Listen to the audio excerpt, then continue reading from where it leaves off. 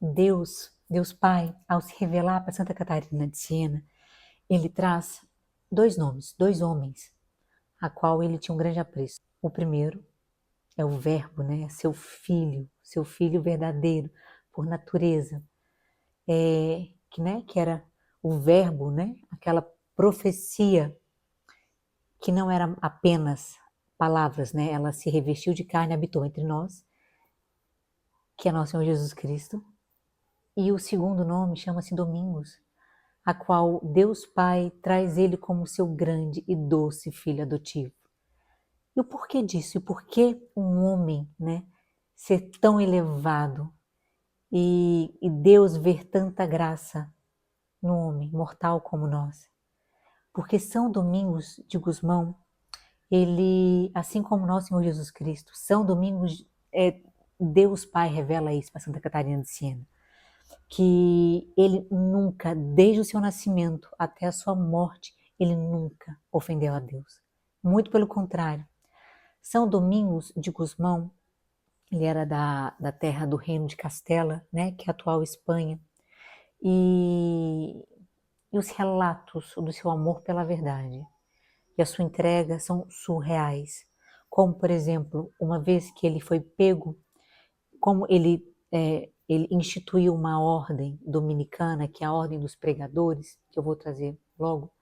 Ele vivia em itinerários, então ele era um arauto, né? Ele era um grande pregador, e ele vivia viajando, né?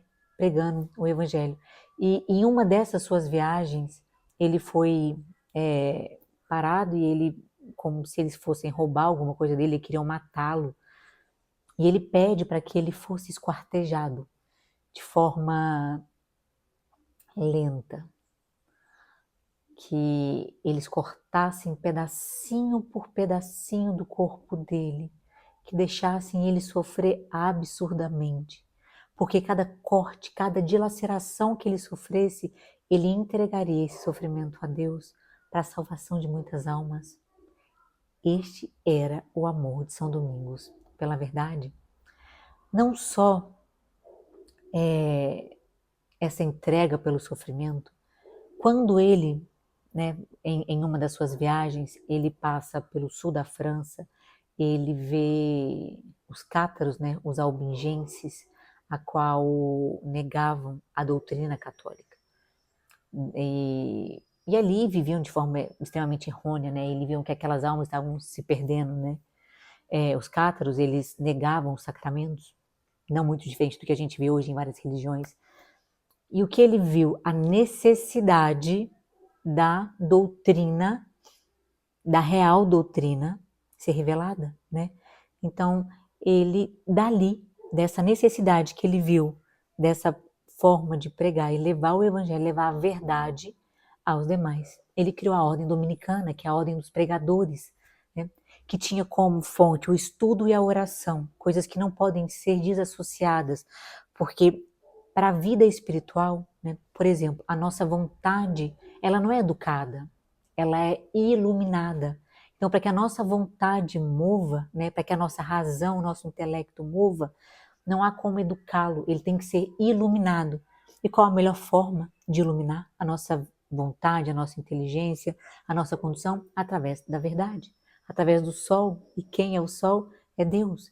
Então, São Domingos de Gusmão, ao instituir a ordem dominicana, que é essa ordem dos pregadores, essa ordem dominicana foi a menina dos olhos de ninguém mais e ninguém menos que Santo Tomás de Aquino. Santo Tomás de Aquino era um dominicano, ele era um professor, né? Então, todas essas obras que a gente vê foi muito iluminada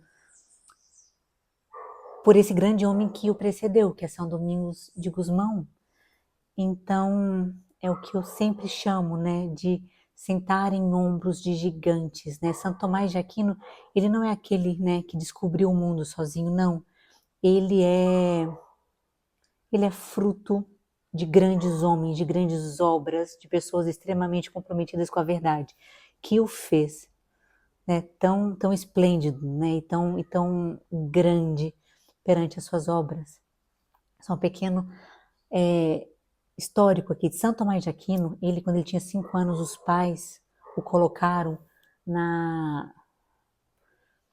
no Mosteiro Beneditino de Monte Cassino, o qual era um mosteiro muito famoso, muito importante pelas suas posses, eh, pela importância que ele tinha, né? Eu acredito que até o abade era parente da família Santo Tomás de Aquino, porém, Santo Tomás de Aquino, ele seguiu ali, seguiu os estudos, seguiu a sua formação, porém, quando ele descobriu a ordem dominicana, a qual ele queria ingressar, e a ordem dominicana é uma ordem eles têm voto de pobreza, de mendicantes, eles não têm nada. A única coisa que eles têm é a roupa do corpo e o amor pela verdade, né? Então, quando ele trouxe para sua família, a qual ele largaria, ele deixaria a ordem beneditina, que era esse famoso mosteiro, para seguir a ordem dominicana de São Domingos de Gusmão, a família dele se rebelou contra ele. Chegou ao ponto de prendê-lo numa torre para que ele não cometesse essa, essa ruptura, porque eles acreditavam que ele poderia trazer mais poder para a família dele, né? Enfim. E chegou a trazer uma prostituta para que pudesse persuadi-lo, né? A se corromper. Mas Santo Tomás de Aquino, ele pega uma tocha, um fogo que tinha lá e afasta essa prostituta de perto dele, e depois de um bom tempo, a família desiste dessa perseguição contra Santo Tomás de Aquino e aceita a sua escolha como pregador dominicano. Bom, e então a gente vê essa paixão a qual surgiu em São Domingos de Gusmão. Tanto a gente percebe de forma extremamente aprofundada e expandida em Santo Tomás de Aquino a necessidade do estudo e da oração. Porque somos seres racionais. Isso eu bato nessa tecla e vou continuar batendo, porque somos seres racionais, somos seres que temos um intelecto, esse intelecto tem que ser iluminado pela verdade, né? Mas pela verdade com V maiúsculo. E é isso que somos convocados hoje, ao mundo com tanta informação, né? Qual fonte podemos beber? Vamos àquela fonte que realmente Deus Santos, vamos a essa fonte límpida, né? A qual hoje nós temos contato. Podemos ter contato com a Suma Teológica, que é o fruto deste imenso amor, dessa imensa caridade. Então, fica aqui o convite. Aprofunde a sua fé, aprofunde os seus estudos, né? Porque era a forma a qual São Domingos de Gusmão, né? E posteriormente os seus pregadores, os seus seguidores, né, nessa ordem, os seus ordenados, eles tinham isso como essência e deu muitos frutos. Vejamos as palavras de Deus sobre teu filho Gusmão. Então, se comprometa, né? São Domingos de Gusmão, rogai por nós.